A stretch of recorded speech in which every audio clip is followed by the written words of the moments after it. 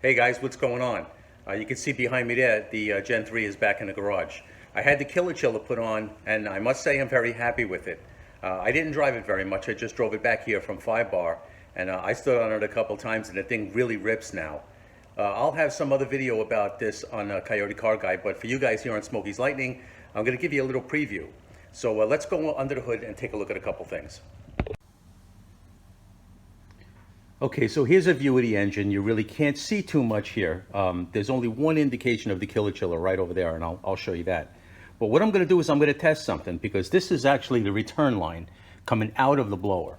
If you look at the blower, we got an inlet line here, and the one on the other side right there is also an inlet.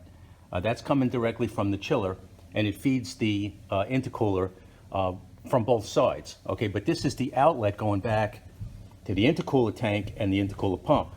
I'm going to take this cap off, and I'm going to drop a a little thermometer in there, a little probe kind of thermometer. It looks like a tiny little meat thermometer. I'm going to drop it in there to measure the temperatures of the return fluid.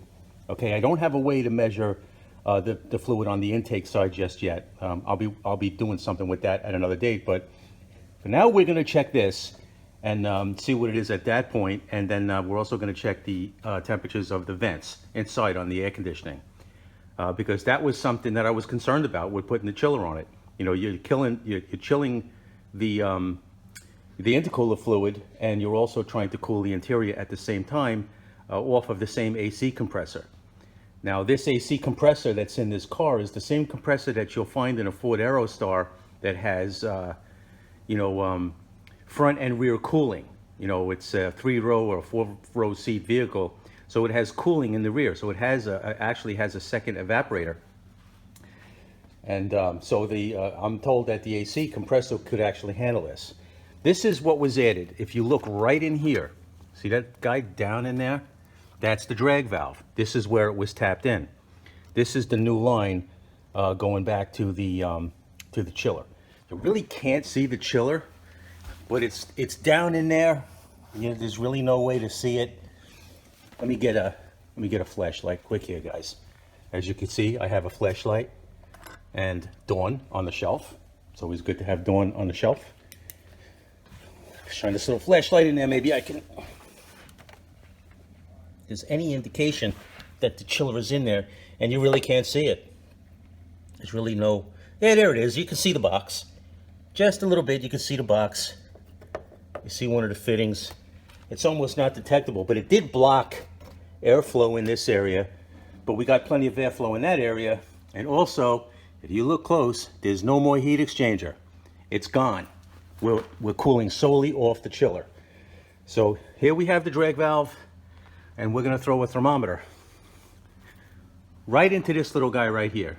We're going to start it up, let it warm up, and we're going to drop a thermometer. I'm going to take this cap off, drop a thermometer right in there, and measure the coolant exiting the blower. At that point, it's actually warmer. It should, it will be cooler on the way in. I have no way to manage that. I have no way to measure that at this point, but it's very easy for me to measure it from here. So let me show you that today.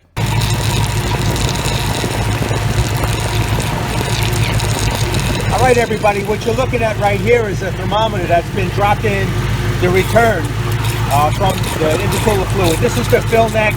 All right, this is my Whipple Charge 2018 Mustang. Just put a killer chiller on it.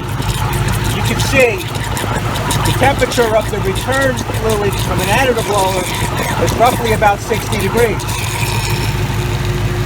The chiller seems to be working pretty good. I just got it back. Just doing some initial testing. This is the only way I can measure it right now. The vent temperatures on the AC is good, and the temperatures post blower really are looking good. That's 60 degrees. I don't know if you can see it, but it's real hot right here, so I got to get out of here. But it's looking good right now, guys.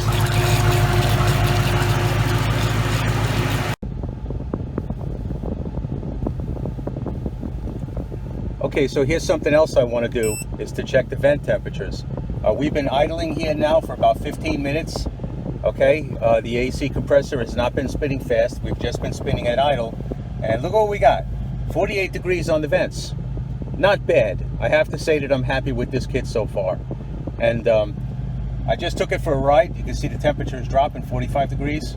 I took this car for a ride, and I've got a lot more power with this killer chiller.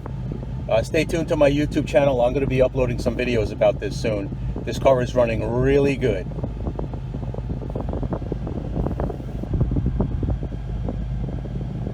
That's looking nice. It's very comfortable in the cabin right now.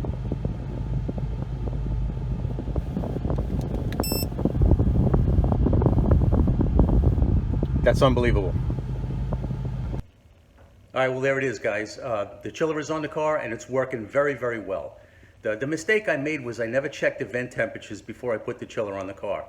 But what I'm going to do to try to make that comparison, I have a friend not too far from here who's got a stage 2 Whipple on his car, and he doesn't have the chiller, so we'll run some tests on his. And I'm also going to run some tests on my Gen 2, because it's essentially the same thing. We'll see what the vent temperatures are in the Gen 2 and my friend's car, and we'll measure them against this one. But actually, the vent temperatures are looking so good that, honestly, even if they're not exactly the same, even if I compromised it a little bit, driving the car home, I was comfortable in the cabin, and that's really what counts. And I could also say from the fluid temperatures at 60 degrees coming out of the blower, it's probably something like 50 degrees going into the blower. And it might even actually be cooler than that. I'm going to try to find some way to measure the coolant temperature actually entering the blower at some point somehow. I'll have to figure something out. But at this point, I have to say that the chiller was absolutely the best modification that I could have made, because it's making so much more power now that I haven't even bought any hardware. I never even changed the tune. I still have a Whipple Stage 1 tune in it.